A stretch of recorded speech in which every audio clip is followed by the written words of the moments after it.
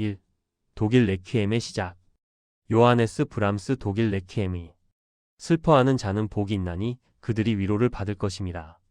이 문장은 브람스가 직접 루터 성서에서 골라 제1악장의 서두에 써놓은 구절입니다. 이 문장은 레퀴엠에서 합창으로 시작됩니다. 누군가를 향한 선언이 아니라 자기 자신에게 건네는 속삭임처럼 사실은 아주 낮은 목소리입니다. 전통적인 레퀴엠이 심판과 진노를 노래하던 것과 달리 브람스는 처음부터 위로를 말합니다. 브람스는 왜 이 문장으로 레퀴엠을 열었을까요? 브람스는 교회 의식 음악을 쓰려던 것이 아니었습니다. 이 작품은 전래용 미사 음악이 아닙니다. 특정 교파를 위한 작품도 아닙니다. 브람스는 인간을 위한 음악, 더 정확히 말하면 상실을 겪는 사람을 위한 음악을 쓰고 있었습니다.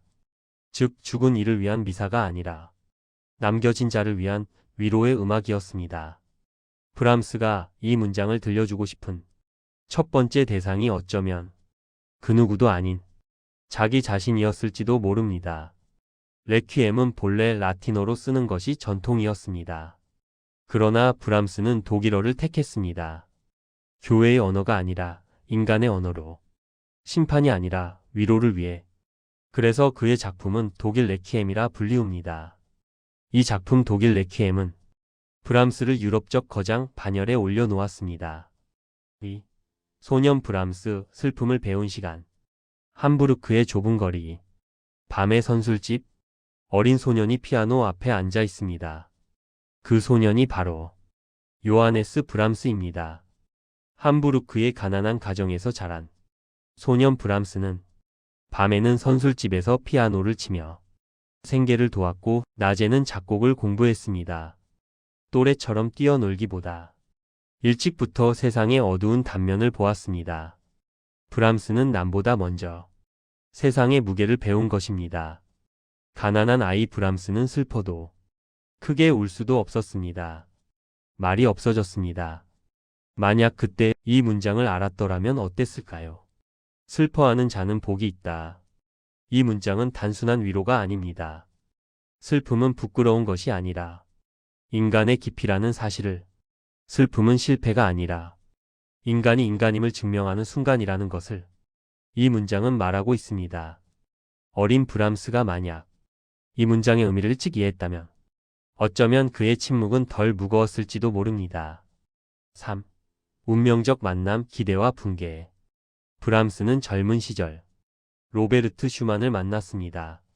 슈만은 브람스를 새로운 길을 열 천재적 재능을 지닌 인물이라 극찬합니다. 슈만이 그렇게 말하는 순간 브람스는 인정받음과 동시에 천재라는 기대가 어깨 위에 무게로 무겁게 얹혔습니다. 그 후 곧 슈만은 정신질환으로 무너지고 라인강에 몸을 던집니다. 미망인이 된 클라라 슈만. 브람스 옆에 클라라 슈만이 있습니다. 그러나 클라라는 슈만이 마음속에서 떠나지 않는다고 고백합니다. 브람스는 클라라를 붙잡지 않습니다. 브람스는 그런 상황을 겪으며 무력함을 배웁니다. 사랑과 책임, 침묵과 거리두기.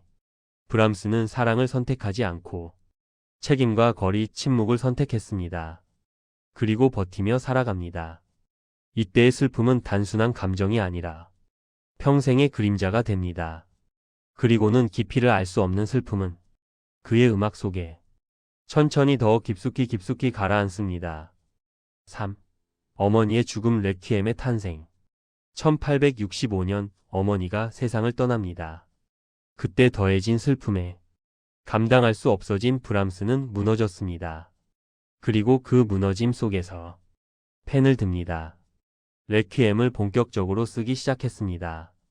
보통의 레퀴엠은 죽은 이를 위한 기도입니다. 그러나 브람스의 레퀴엠은 다릅니다. 슬픔 속에 남겨진 사람은 어떻게 살아야 하는가? 남겨져 슬픔을 견디고 있는 사람을 위로하는 말을 첫 귀절에 넣었습니다. 슬퍼하는 자는 복이 있나니. 이 말은 슬픔을 제거하겠다는 말이 아닙니다. 슬픔 속에서도 인간은 존엄하다는 선언입니다. 4. 슬픔을 부정하는 삶과 슬픔을 통과하는 삶. 슬퍼하는 자는 복이 있나니. 이 문장의 의미를 깊이 이해한 사람은 슬픔을 숨기지 않습니다. 상실을 겪으면 인정합니다. 눈물이 흐르면 울 수 있습니다. 그 결과 무엇이 달라질까요? 타인의 눈빛을 읽습니다. 타인의 고통을 알아봅니다. 공감이 생깁니다. 그 사람이 얼마나 성공했는가? 보다는 그 사람 자체를 보게 됩니다. 슬픔은 인간을 무너뜨리는 것이 아니라 인간을 더 깊게 만듭니다. 브람스의 음악이 깊은 이유도 여기에 있습니다. 반대로 이 문장을 단 한 번도 생각해 보지 않은 사람은 슬픔을 실패로 여깁니다. 슬픔은 약함이다. 눈물은 실패다. 상실은 패배다. 더 강해져야 한다고 다짐합니다. 흔들리면 안 된다고 믿습니다. 그런다고 해서 상실을 피할 수 있는 게 아니다 보니 겉은 강하지만 속 빈 강정처럼 속은 텅 비어버립니다. 그때 무너집니다. 왜냐하면 슬픔을 통과해 본 적이 없기 때문입니다. 4. 브람스의 선택. 브람스는 사랑을 품었지만 끝내 붙잡지 않았습니다. 브람스는 결혼하지 않기로 했습니다.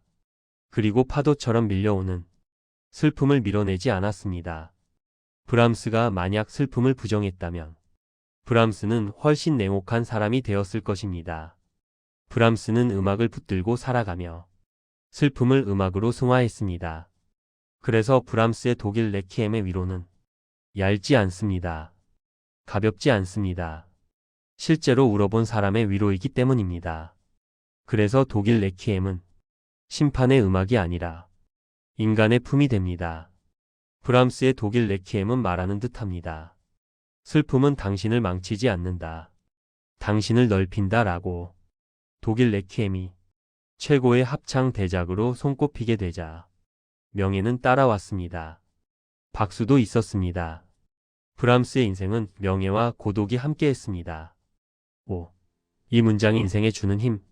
이 문장을 가슴에 새기면 삶의 방향이 바뀝니다.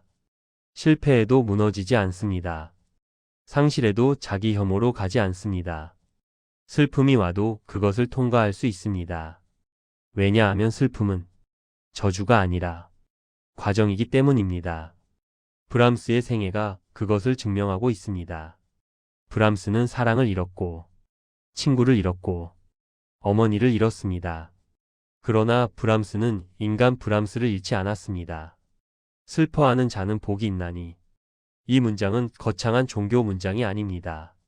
누군가를 잃었을 때, 관계가 끝났을 때, 실패했을 때, 나 자신이 초라하게 느껴질 때, 그때 떠올릴 문장입니다. 슬퍼하는 자는 복이 있다. 이 말은 고통을 없애주지 않습니다. 그러나 당신을 지켜줍니다.